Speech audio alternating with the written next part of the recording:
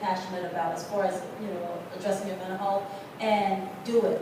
So a lot of times when we engage ourselves and really involve ourselves in things that are passionate, that we're passionate about, we're able to kind of take our minds off of the things that we struggle from.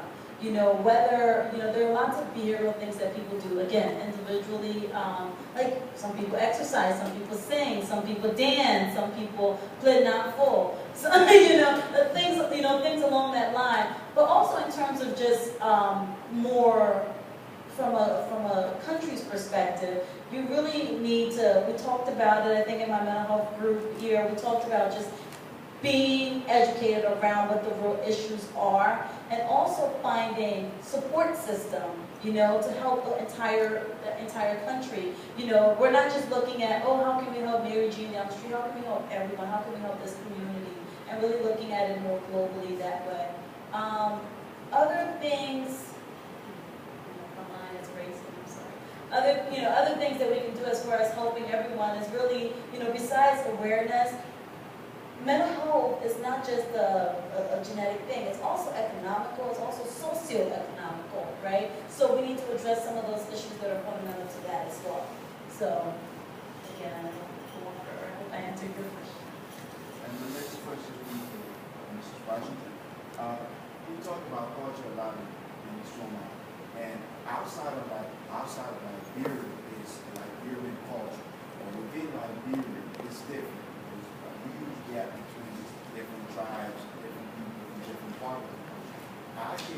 What would you recommend for us to bridge that gap in Liberia? Because outside of Liberia, everybody is Liberian and understands culture. And within there, even during the war and after the war, we experience this problem, that huge gap of difference. What can we do to respect that boundary? Or what would you recommend as far as how we approach it?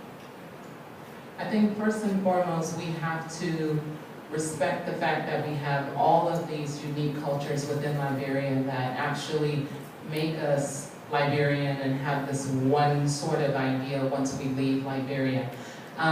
With the acculturation that I spoke about earlier, I think this is where us who are outside, mainly in the US, we can look at the US society here. So what you see with the acculturation is a little bit different when you look at the European population. So when you look at people who are from Ireland or Germany or England or something like that in America, they immigrated here too.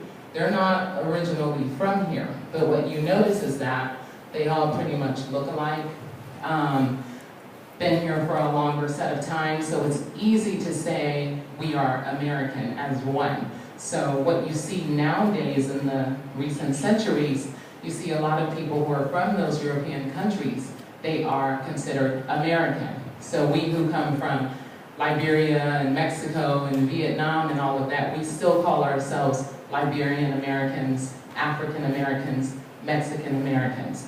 So taking that idea from here, what we've learned, to bridge the gap now and go back into Liberia. How do you get the Liberian to love, of all tribes, to love his or her country to the point where they believe that we are one melting pot and that all of the tribes are equally important, respected, and make up the entire country, regardless of if you are Bassa, Loma, Upele, Ugisi, you Americo, Liberian, you don't know where you're from, you're just in Liberia, but you're Liberian. So there's that whole idea of saying, now we are one, and all of these cultures make us one as Liberian. All of these cultures will be respected.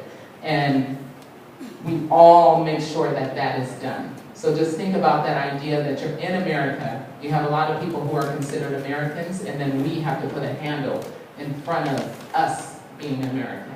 It's the reverse. It's bridging that gap.